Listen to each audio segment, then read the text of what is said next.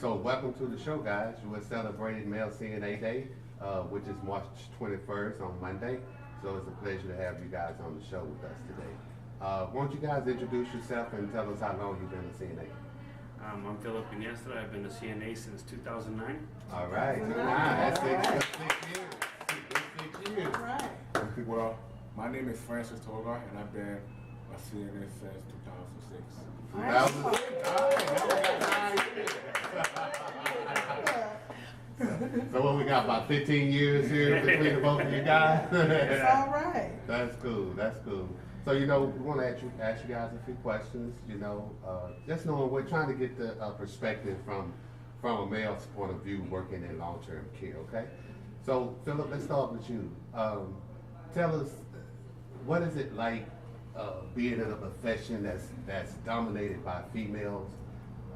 Do you sometimes feel left out, like in the functions or committees or associations, stuff like that? No.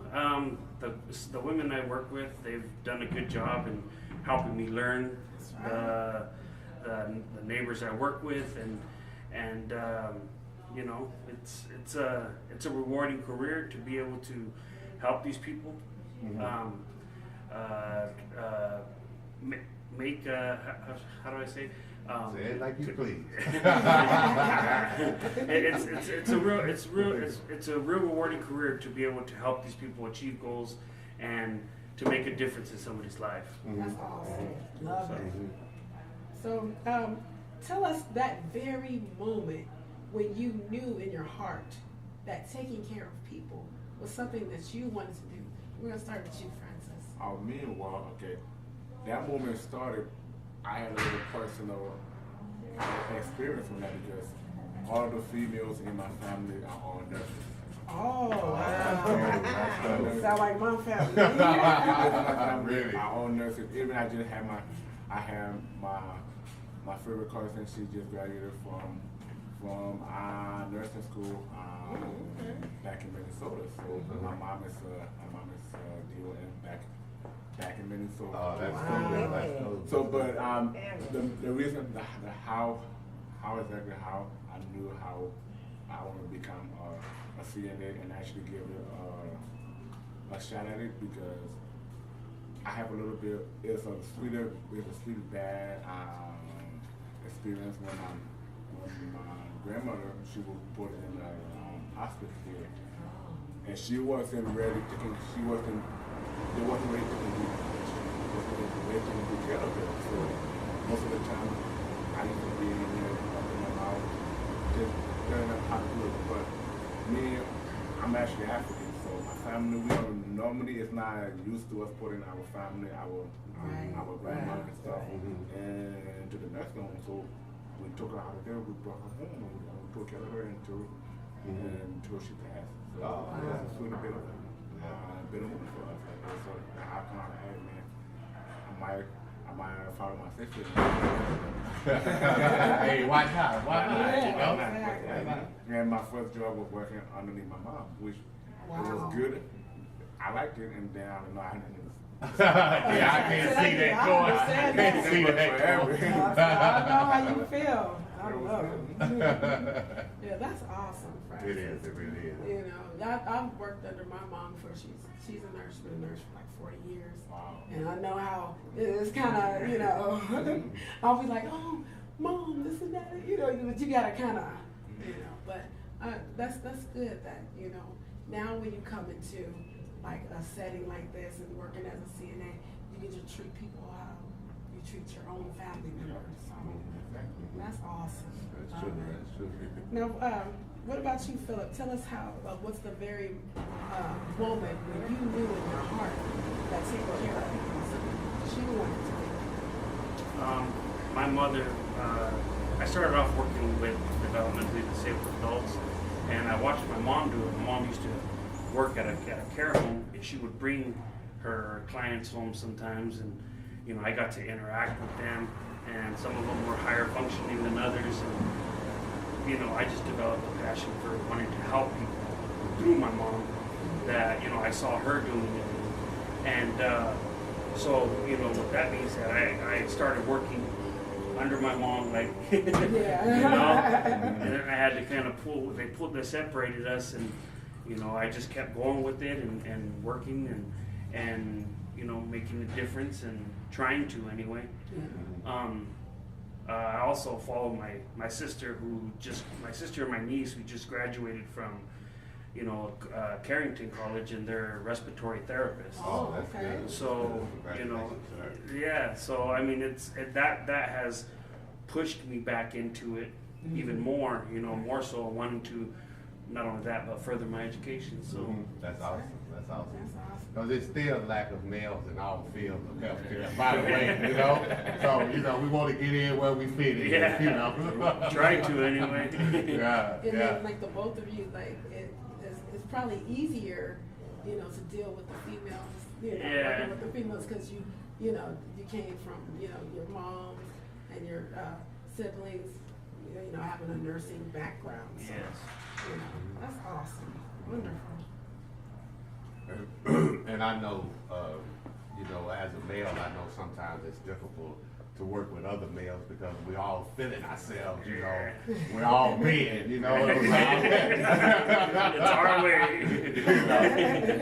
You're right on that one. Yeah, I like to tell the guys that I work with, I say, hey, we at work, so we shouldn't be battling about who's a man. We should just be at work as a human and just taking care of the people who is paying us, you know, to take care of them. So,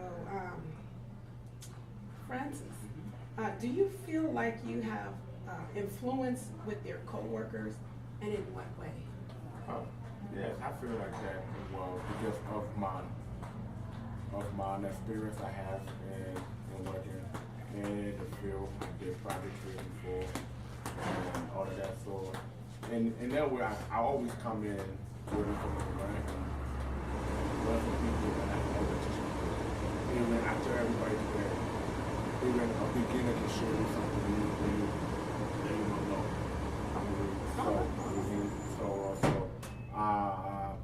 Most of the time I come into work, you know, I'm like a very friendly person. People, when you come to work, when you're friendly, when you're outgoing, people like to see that, and then it make the day go faster. Oh, Yes, it does. It make the day go faster. It make it because here I know people say that the job is kind of stressful. If you have somebody there with you that is encouraging you, making you have fun with you, you know, it makes it seem to be fun. That's right. That's And right. you can get your work done and have fun at the same time, Yeah. you know? Whistle while you work. You know what I'm saying? I know personally, I like to walk down the hall singing and sometimes cutting the move, you know, or cutting the rug, you know, whatever, you know, make my day go by. So my 8 hours, you know, feel like it was only 4 hours. You know what I'm saying? So yeah, I would appreciate that. High five on that one. I would appreciate that. And you then know? I also like when you were saying that even a beginner can teach people new things, and that is so true. You know, to me, you learn something new every day. That's true. Yeah, so that's good. That's All true. right. That's awesome. So let me ask you guys both a question. You know, you're here doing the show, and this is our third show. We titled this "Compassionate of a Male CNA." So this will be our third show. And so one of the things that we never have asked our guests is doing this show and recognizing, you know, the male CNAs. How do you guys feel about that? What does that do?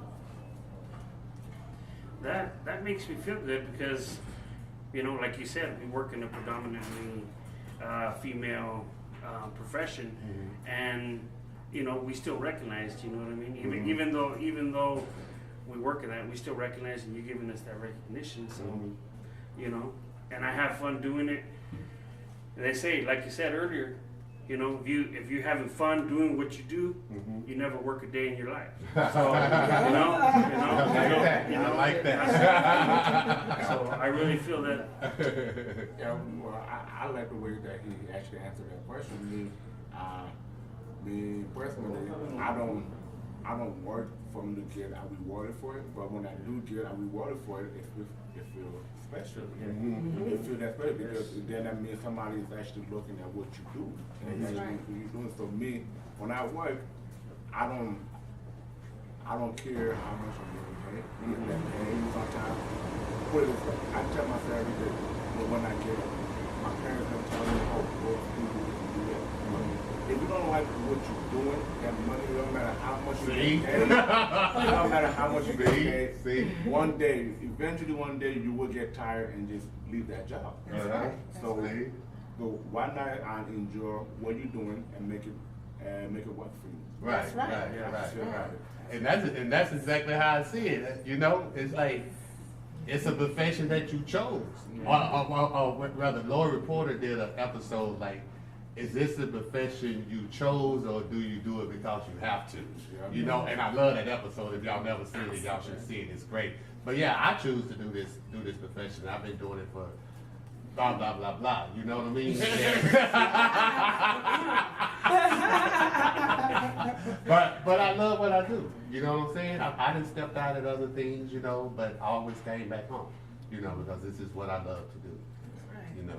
I kind of had that same experience, Wendell, Mhm. because I left it to go to the construction trades Mhm. where I make good money, Uh-huh. and you know, took a pay cut to come back and do this just Mhm. because it's here. Right, Yeah. right, know? right. Same here. So like me, I do my own business on the side, but then here, when I was back in Minnesota, people know me as one of the biggest DJ, but then my side job was to be a CNA. Sometimes I would just volunteer my time, Oh, Uh-huh. yeah. and I would just go in and just, say hi to all the residents that my mom still works with. Uh-huh. How you doing? And some of them still know me on the Still day-to-day know.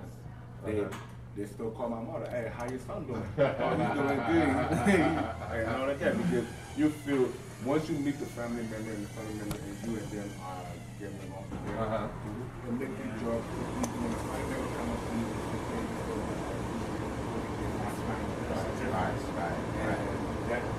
And that right there, that is a big difference, especially because sometimes you never know what that family member is going through. That's right. That's So, right. just for them to come up to you and say thank you, I really appreciate it. That's a way. Right. It mean more to me than any money that you can give me. That's right. Right, Yeah. right. That was awesome. I love that. I love that Yes, answer. yes. I love that answer. Well, you guys, like I say, it was great having you on the show. Before we go, do you guys have any last words, inspiring words, anything you'd like to share with our other male audience out there? Or females. Or females. Come on, guys, let's come and make a difference in somebody else's life. You know, and just to bring a smile to their face. You know, that's worth more than any money that anybody can give you. Just like my man said. That's right. Wow. The only thing I would just add on to that where he just perfectly said it. Just come out. Don't be afraid. You know, just come out, learn something new. You know, you can. Females can always teach you something new. I would like having female friends around. Most of my friends are female friends, so I don't really don't get offended by any females. But come out, have fun with it. Make sure you're having fun at the same time. You guys are working, and it'll be way more easy if you can get along with everybody. All right. Well, thank you guys for being on the show. It's been a blast. And again, you know, I want to say happy Male CNA Day to you. Thank you for being on the show. Thank you for having us.